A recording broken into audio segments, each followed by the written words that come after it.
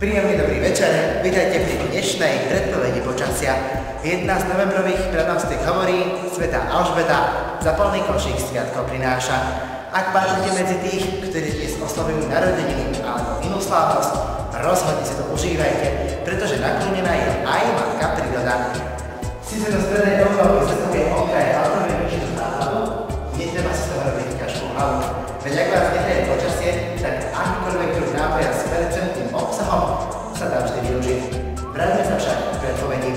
Počas nadchádzajúceho víkendu sa u nás tlaková výš vyskytovať už nebude.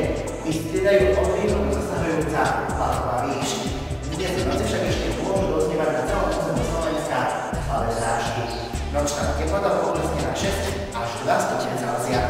Sobota je deň, kedy sa väčšina z nás venuje upratovaniu. Ak sa aj vy zajtra tejto kreatívnej činnosti budete venovať, očakávajte teplotu 6 až 11 stupňov Celzia. Slnko zajtra vyjde o 7 hodine až 4 minúte a zapadne 9 minút po 16. Biol predpovedí na zajtra udáva rizikový stupeň číslo 2, čo je slabá až mierna záťaž.